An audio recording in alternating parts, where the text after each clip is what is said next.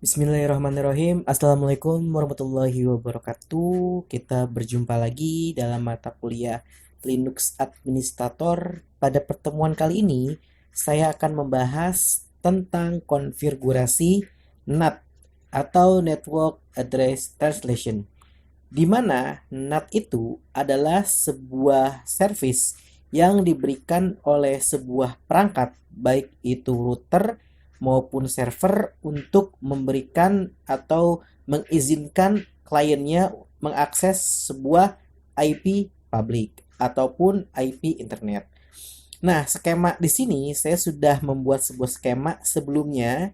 Ingat, di sini skemanya, di sini saya tidak menggunakan router, tetapi sebagai interface antara jaringan lokal dengan jaringan internet, di sini menggunakan server. Tentunya topologi ini sudah sangat jarang kita temukan gitu ya. Tapi ini hanya sekedar sharing atau ilmu pengetahuan bahwa si server ini juga dapat melakukan sebuah network address translation atau biasa kita sebut dengan NAT atau network address translation. Nah, NAT ini sebenarnya banyak kita jumpai pada sebuah perangkat router, di mana kalau kita tidak men-setting NAT ya atau network address translation, maka untuk jaringan lokal kita saya jamin tidak akan dapat mengakses internet. Nah, di sini yang saya gunakan adalah server itu sendiri sebagai gateway dan juga sebagai router juga gitu ya, untuk mengizinkan si klien agar dapat mengakses internet. Nah, sebelumnya pada topologi sebelumnya saya pastikan kalian awalnya tidak akan bisa terkoneksi ya, tidak akan bisa terkoneksi dari IP klien ke internet. Ini tidak akan bisa. Ya, bisa kalian coba, kalian ping ke Google, kalian ping ke Yahoo, itu tidak akan bisa. Tapi kenapa si server malah bisa gitu ya untuk mengakses internet? Nah, jawabannya karena server ini berhadapan langsung dengan si modem ataupun alamat IP public, di mana antara IP modem dan juga IP Ether pada server ini sudah terkonfigurasi sehingga si server dapat terkoneksi dengan internet. Kemarin kita sudah melakukan update, lalu install web server, lalu install bin 9. Tentunya tanpa ada koneksi internet kita tidak akan bisa install dan sekaligus konfigurasi. Nah, akan tetapi si klien ini dipastikan tidak bisa terkoneksi ke internet. Karena apa? Karena dalam mengakses sebuah internet, dia akan ditolak oleh IP public.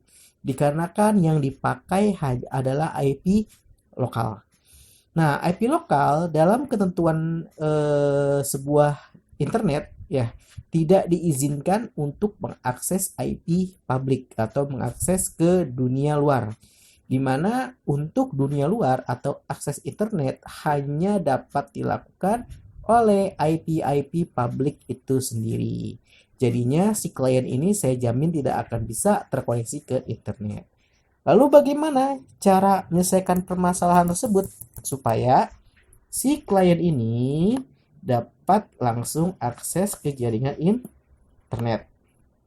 Nah, tentunya di sini diperlukan sebuah metode atau sebuah cara, baik dengan menggunakan router atau menggunakan server apapun itu, wajib mengkonfigurasi yang namanya NAT atau Network Address Translation, agar IP client ini dapat mengakses IP publik dengan menggunakan IP publik mirip si modem atau milik si modem ini sendiri. Jadi seolah-olah yang minta request untuk ke Facebook, untuk ke YouTube, untuk ke Google adalah IP publiknya si modem, bukan dari klien. Nah, ini yang disebut dengan NAT atau Network Address Translation. Gimana tujuan akhirnya supaya klien kita dapat koneksi ke internet. Kalau sudah, sekarang seperti biasa kita nyalakan untuk kedua Linux kita, sebelah kanan klien, sebelah kiri server. Login dengan menggunakan root, karena kita akan coba mengkonfigurasi IP address.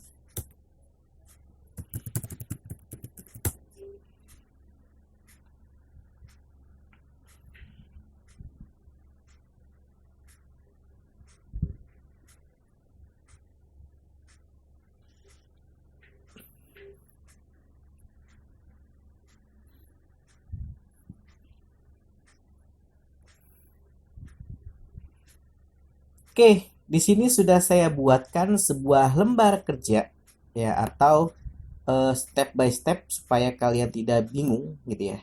Kita cek dulu dari atas. Pertama, pastikan IP klien sudah sesuai, artinya sudah memenuhi syarat. Ada IP, ada subnet max, ada gateway. Yang paling penting adalah gateway. Nah, gateway ini adalah alamat IP si server. Ya, kalau tidak ada gateway, saya jamin kalian tidak akan mengakses internet. Lalu DNS di sini ada dua. Kenapa ada dua? Kemarin kita sudah buat DNS garuda.com. Kalau kalian hanya memasukkan 8888, maka saya jamin DNS Garudanya tidak akan terbaca. Karena itu DNS lokal.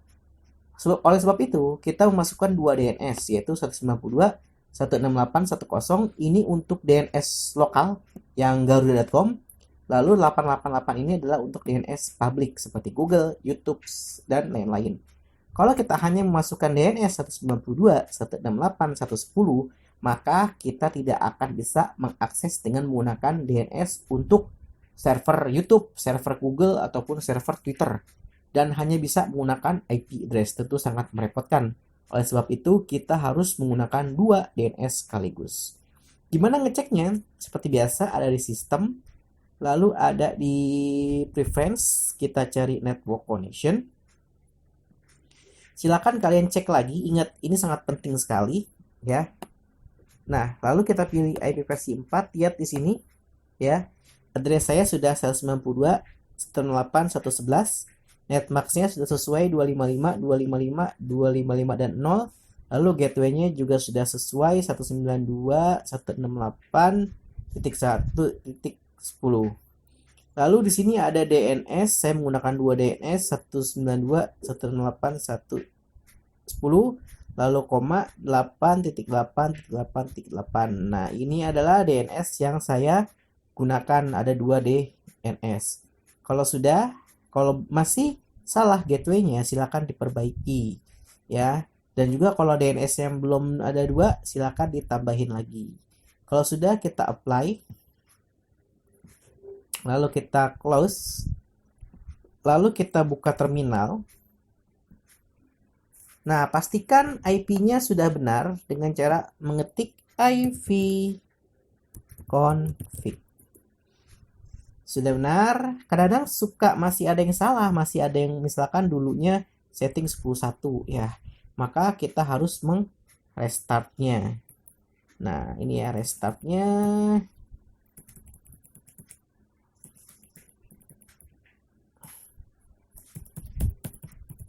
Oke, etc init d network restart. Nah, ini adalah sebuah script untuk merestart sebuah interface atau network. Kalau misalkan kalian gagal terus ngeping kemanapun, IP-nya kok nggak sesuai gitu ketika if config, maka bisa menggunakan etc init network spasi restart. Nah, kalau sudah, sekarang ke poin ketiga, kita harus cek dulu nih ya, untuk cek DNS server. Maka kita pindah ke server seperti ini. Login dulu. Klien sudah beres sampai reset network. Sekarang kita akan membahas ke servernya. Silakan di login dulu.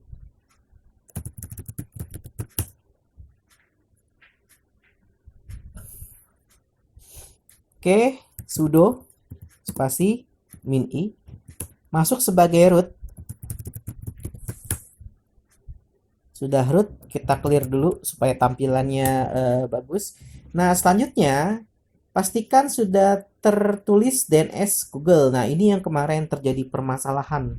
Pak, saya sudah bikin sebuah DNS garuda.com, tapi kenapa ping ke Google nggak bisa ya? Tapi dengan ping 8888 itu bisa. Nah, ini permasalahannya ada di DNS. Ada beberapa virtualisasi ketika kita mengaktifkan untuk DHCP client, dia akan diberikan langsung untuk DNS-nya. Ada beberapa laptop ketika kalian mengakses DHCP client, maka tidak include dengan DNS-nya. Coba dicek lagi ya, yaitu cek DNS server ada nano spasi etc lalu garis miring resolvi.conf. Nah, kalau gini gimana Pak? Kalau kosong ini, kalau kosong seperti ini, saya jamin kalian typo atau salah ngetik. Bisa kita koreksi, lihat saya salah nulisnya double S. Lalu saya exit saja, saya clear dulu.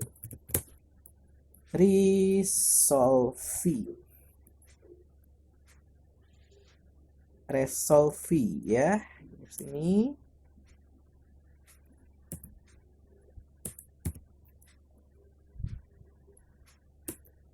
Nah, nano spasi etc resolvi conf. Nah, di sini sudah ada name server Google saya 8888.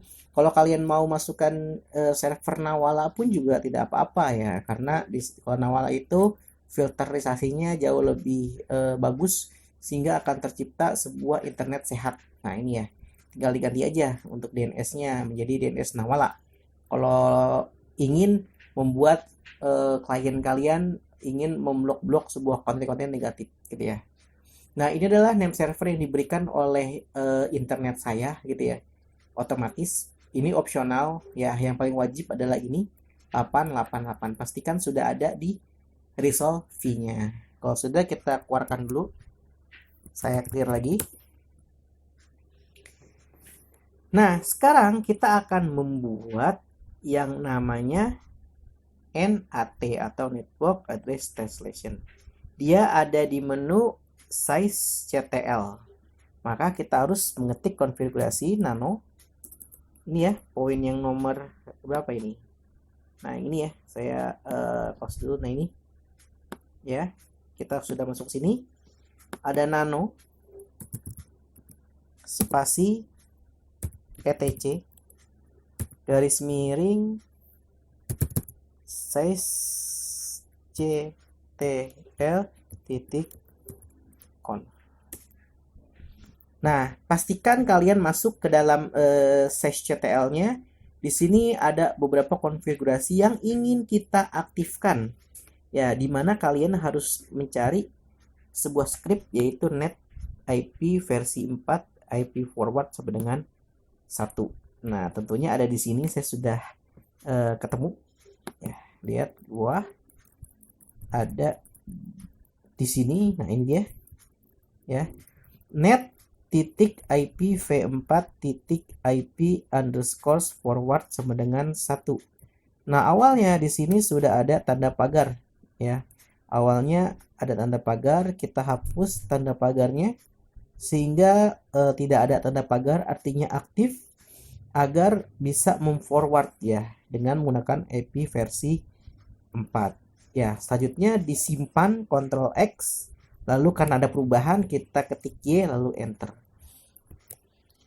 Nah, kalau sudah, sekarang kita harus aktifkan untuk konfigurasi size CTL-nya, yaitu sudo. Nah, ini kita masuk lagi, sudo spasi sysctl spasi min p kecil. Oke, pastikan seperti ini ya. Kalau saya karena mengaktifkan IP versi 6, maka sini ada IP versi 6. Kalau kalian cuma net titik IP versi 4 dan IP forward sama dengan 1, itu saja yang muncul, tidak apa-apa. Nah, selanjutnya, agar klien dapat terkoneksi ke internet, aktifkan masquerade. Nah, seperti ini scriptnya untuk mengaktifkan masquerade. Kalau di router MikroTik, kita masuk ke firewall. Nah, sedangkan untuk eh, untuk klien atau untuk server ya, dengan menggunakan script sudo spasi iptables spasi minte spasi nat spasi min a besar, ingat jangan sampai typo, post routing min s, lalu ini adalah network lokal bukan IP tapi network lokal yaitu 192.168.10 karena ini network ya, garis miring subnet maxnya 24 min j mas curate. Silakan kita akan mencoba mengetiknya. Coba. Oke, nah seperti ini pastikan jangan sampai typo sudo spasi iptables min t nat min a post routing min s kecil kalau sudah di enter. Nah, kalau tidak ada apa-apa berarti nulisnya sudah benar seperti ini. Nah, langkah terakhirnya sekarang kita cek konfigurasi masquerade ya, sudo spasi iptables spasi min t spasi nat spasi min l besar. Nah, pastikan di masquerade-nya untuk all-nya sudah anywhere artinya sudah aktif untuk masquerade-nya. Lalu kita coba melakukan ICMP atau ping ke Google. Ping ke Google. Oke, bisa dengan menggunakan DNS. Selanjutnya kita cek klien kita. Kita cek klien.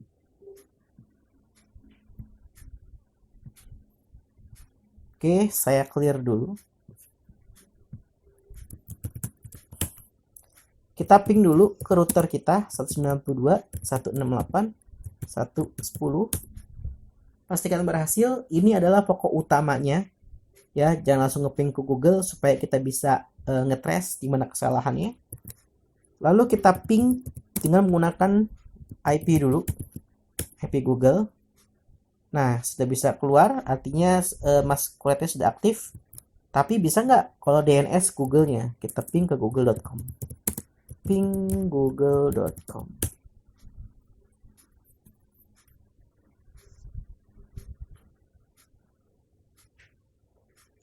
Oke, sudah terbaca untuk DNS google.com-nya, agak sedikit lama karena dia mencari dari DNS lokal dulu, baru begitu nggak dapat informasi, dia nyari ke DNS si Google. Nah, seperti ini sekarang klien saya atau komputer jaringan lokal kita sudah dapat mengakses jaringan internet yang di bypass oleh si server Ubuntu tersebut. Oke, kita ketik detik.com. Oke, sebentar, ini agak sedikit lama. Oke, plus detik.com.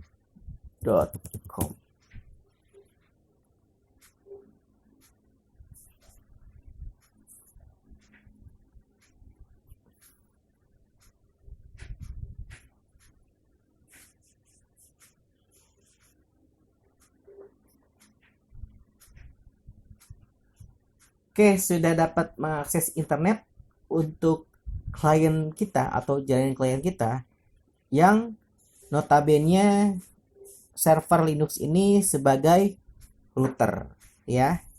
Nah, seperti ini. Sekian untuk pertemuan kali ini. Selamat mencoba. Assalamualaikum warahmatullahi wabarakatuh.